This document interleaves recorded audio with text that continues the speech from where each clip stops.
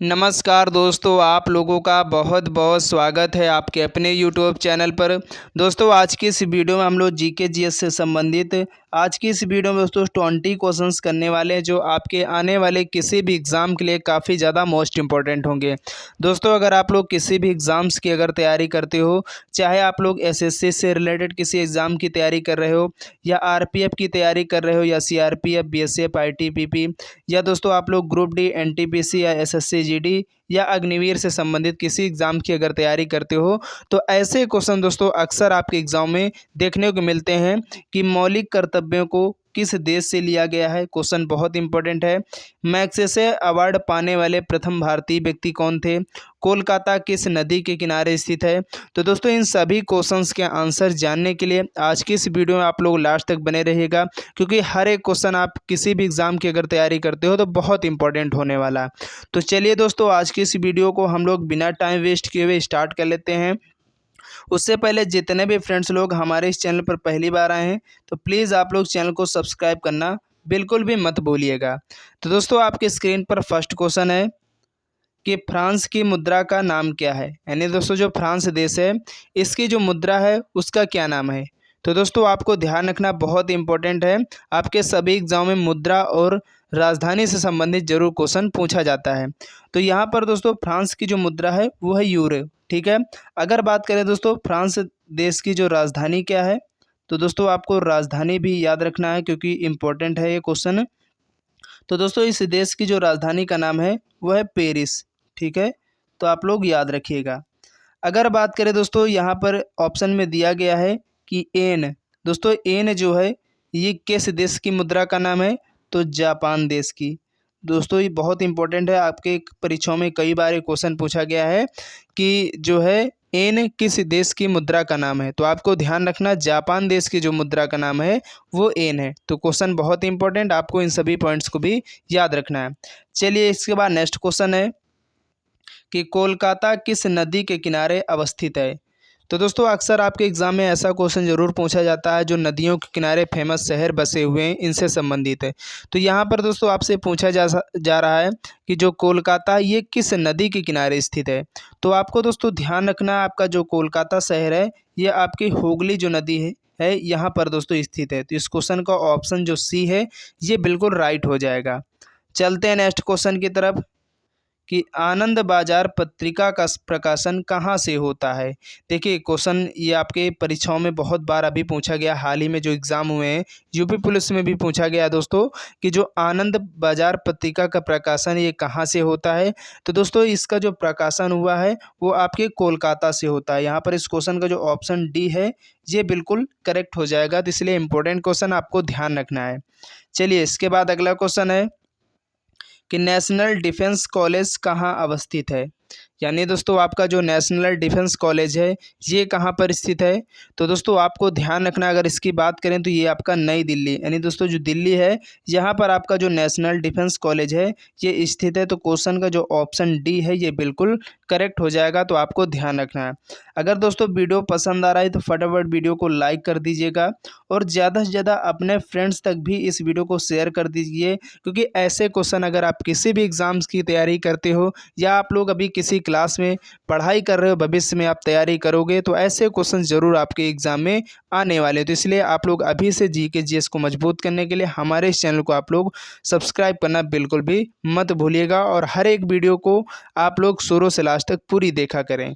तो यहाँ पर दोस्तों आपके स्क्रीन पर नेक्स्ट क्वेश्चन है कि अंतर्राष्ट्रीय श्रम संगठन का मुख्यालय कहाँ है? देखिए ये भी क्वेश्चन बहुत इंपॉर्टेंट है आपके एग्ज़ाम के लिए, क्योंकि बहुत बार पूछा गया हर एक एग्ज़ाम में कि जो अंतर्राष्ट्रीय श्रम संगठन है इसका जो मुख्यालय है दोस्तों ये कहाँ पर है। तो आपको ध्यान रखना दोस्तों, ये जो इसका जो मुख्यालय यानी हेड क्वार्टर है वो जिनेवा में है। अगर बात करें जो जिनेवा कहाँ पड़ता है तो स्विट्ज़रलैंड में। कहाँ पर? जो आपका स्विट्ज़रलैंड है यहाँ पर दोस्तों आपका जिनेवा पड़ता है। तो ये बात भी याद रखनी है। ठीक है। अगर बात करें दोस्तों जो लेबर दिवस कब मनाते हैं, तो अंतर्राष्ट्रीय जो श्रम दिवस है ये हम लोग प्रत्येक वर्ष 1 मई को मनाते हैं। ठीक है, 1 मई को दोस्तों हम लोग किस रूप में मनाते हैं?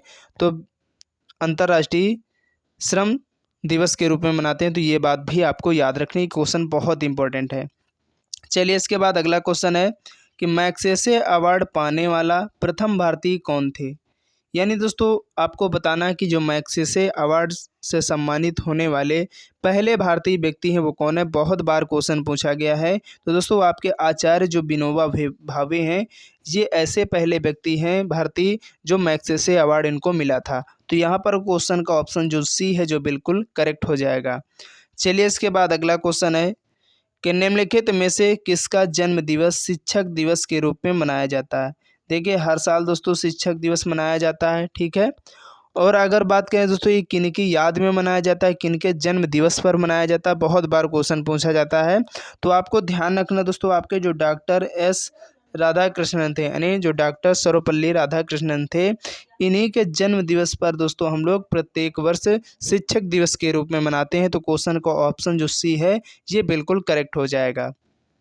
चलिए इसके बाद अगला क्वेश्चन है कि राष्ट्रीय मतदाता दिवस कब मनाया जाता है। देखिए क्वेश्चन बहुत इंपॉर्टेंट है, आपको ध्यान रखना दोस्तों कि जो राष्ट्रीय मतदाता दिवस है ये कब मनाया जाता है। दिवस और जो महत्वपूर्ण इनसे भी संबंधित आपके एग्जाम में एक क्वेश्चन जरूर पूछा जाता है।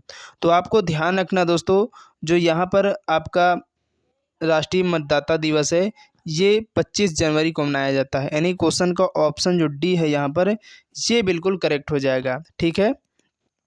इसके बाद हम लोग चलेंगे नेक्स्ट क्वेश्चन की तरफ। और नेक्स्ट क्वेश्चन है कि राजीव गांधी की समाधि किस नाम से जानी जाती है। यानी दोस्तों इस राजीव गांधी की जो समाधि स्थल है इसको हम लोग किस नाम से जानते हैं। तो आपको ध्यान रखना है दोस्तों, इनकी जो समाधि स्थल को जाना जाता है वो वीर भूमि के नाम से जानना। यहाँ पर इस क्वेश्चन का जो ऑप्शन सी है ये बिल्कुल करेक्ट हो जाएगा, तो आपको बिल्कुल याद रखना है। चलिए इसके बाद अगला क्वेश्चन है ऊंट किस भारतीय राज्य का जो राजकीय पशु है। यानी यहाँ पर आपको दोस्तों बताना है कि जो ऊंट है ये किस राज्य का एक राजकीय पशु है। तो यहाँ पर दोस्तों आपका जो राजस्थान है इस राज्य का जो आपका राष्ट्रीय पशु है वो ऊंट है, ठीक है। तो आपको याद रखना है। चलिए इसके बाद अगला क्वेश्चन है कि नेशनल कैडेट कोर की स्थापना कब हुई थी। देखिए एनसीसी का जो फुल फॉर्म होता है वो होता है नेशनल कैडेट कोर। और इसकी स्थापना की बात करें तो दोस्तों इसकी जो स्थापना होती है वर्ष 1948 यानी 1948 में दोस्तों आपकी जो एनसीसी है इसकी स्थापना होती है। तो यहाँ पर क्वेश्चन का ऑप्शन जो बी है ये बिल्कुल करेक्ट हो जाएगा। इसके बाद अगला क्वेश्चन है कि निम्न में से कौन सी पुस्तक मुंशी प्रेमचंद द्वारा लिखी गई है। यानी इनमें से बताना है कौन कौन सी ऐसी पुस्तक है जो मुंशी प्रेमचंद के द्वारा लिखी गई हैं। तो अगर बात करें दोस्तों यहाँ पर आपकी जो गोदान है ये भी मुंशी प्रेमचंद के द्वारा ही लिखी गई है। रंगभूमि भी दोस्तों इन्हीं के द्वारा लिखी गई है। और गबन और गोदान, गोदान लिखा हुआ है, ठीक है। तो गोदान, रंगभूमि, गबन ये सभी दोस्तों किसकी द्वारा लिखी गई पुस्तकें हैं। तो आपको ध्यान रखना है ये सभी मुंशी प्रेमचंद के द्वारा लिखी गई। तो यहाँ पर इस क्वेश्चन का जो ऑप्शन डी है ये बिल्कुल करेक्ट हो जाएगा, ठीक है। तो आपको याद रखना ये तीनों रचनाएं बहुत आपके एग्जाम में पूछी जाती हैं। चलिए इसके बाद अगला क्वेश्चन है कि गुट निरपेक्ष आंदोलन का प्रथम सम्मेलन किस स्थान पर आयोजित हुआ था। देखिए क्वेश्चन इंपॉर्टेंट है दोस्तों, आपको याद रखना है जो गुट निरपेक्ष आंदोलन है इसका जो पहला सम्मेलन होता है वो किस स्थान पर होता है। तो आपको दोस्तों ध्यान रखना है इसका जो पहले सम्मेलन का जो आयोजन है वो बेलग्रेड में किया जाता है। क्वेश्चन का ऑप्शन जो डी है ये बिल्कुल करेक्ट हो जाएगा। चलिए इसके बाद अगला क्वेश्चन है कि सर्वप्रथम यह बात किसने कही कि ग्रह सूर्य के चारों ओर चक्कर लगाते हैं। यानी दोस्तों ये जो बात है कि ग्रह सूर्य के चारों ओर जो चक्कर लगाते हैं ये बात जो किसने बोली थी सबसे पहले। तो दोस्तों ये जो बात है निकोलस कोपरनिकस के द्वारा पहले ये बात बोली गई थी। तो यहाँ पर इस क्वेश्चन का जो ऑप्शन बी है ये बिल्कुल करेक्ट हो जाएगा।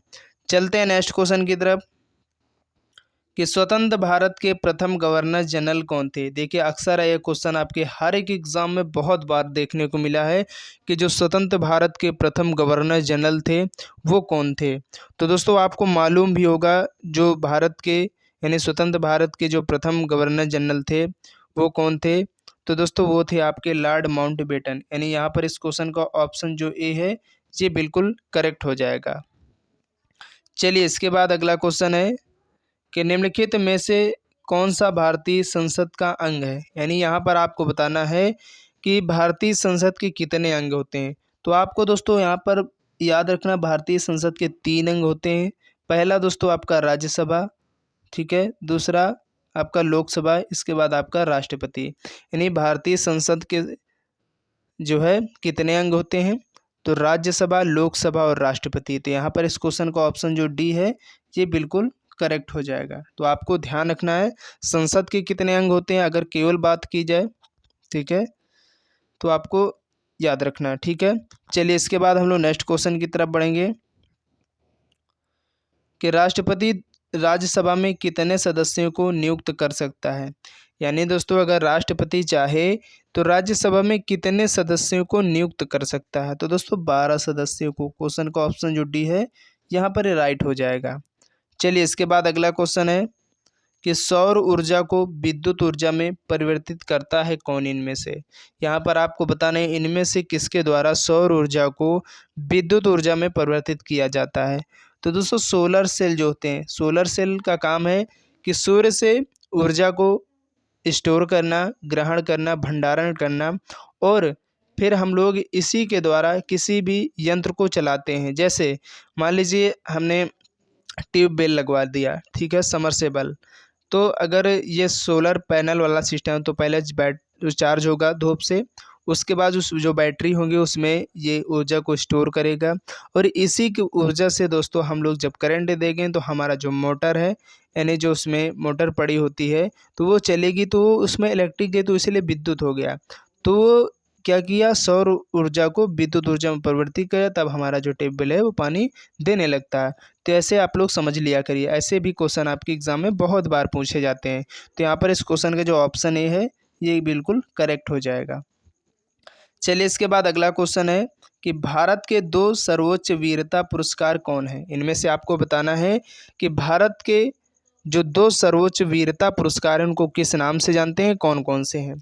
तो आपका दोस्तों पहला परमवीर चक्र और दूसरा अशोक चक्र, ये दोनों किसके यानी पुरस्कार हैं, तो ये सर्वोच्च वीरता यानी ये वीरता पुरस्कार है। वीर यानी किसी युद्ध के दौरान कोई भी सैनिक अगर कुछ ऐसा काम करता है वीरता का, तो उसको ये जो सम्मान है प्रदान किए जाते हैं, ठीक है।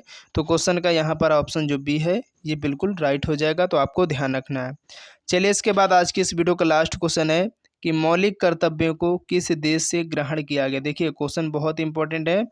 आपके जो भारतीय संविधान में बहुत ऐसी चीज़ें हैं जो अन्य देशों से ली गई हैं, तो यहाँ से ज़रूर क्वेश्चन आपके एग्जाम में पूछा जाता है। तो आपको ध्यान रखना दोस्तों, जो मौलिक कर्तव्यों को लिया गया वो किस देश से ग्रहण किया गया है, तो दोस्तों सोवियत संघ से लिया गया है। यहाँ पर इस क्वेश्चन का जो ऑप्शन सी है ये बिल्कुल करेक्ट हो जाएगा। तो उम्मीद करते हैं दोस्तों आज की जो वीडियो आप लोगों को काफ़ी ज़्यादा पसंद आई होगी। तो आप लोग ज़रूर वीडियो को लाइक कर दीजिएगा और ज़्यादा से ज़्यादा अपने फ्रेंड तक भी इन सभी वीडियो को शेयर कर दीजिएगा, क्योंकि डेली हमारे इस चैनल पर आप लोगों को ये क्लास मॉर्निंग में मिलती रहती है। तो इसलिए आप लोग इसको देखना भी बिल्कुल भी मत भूलें, अगर आप किसी भी एग्ज़ाम्स की तैयारी करते हो या आप किसी क्लास में अभी पढ़ रहे हो, ठीक है। तो ऐसे क्वेश्चन ज़रूर आपके हर एक एग्ज़ाम में पूछे ही जाते हैं। तो अभी से अपना जीके जीएस अगर मजबूत करना चाहते हो तो हमारे इस चैनल को आप लोग प्लीज़ सब्सक्राइब करना बिल्कुल भी मत भूलिएगा। तो चलते हैं नेक्स्ट वीडियो के लिए, तब तक के लिए जय हिंद, जय भारत।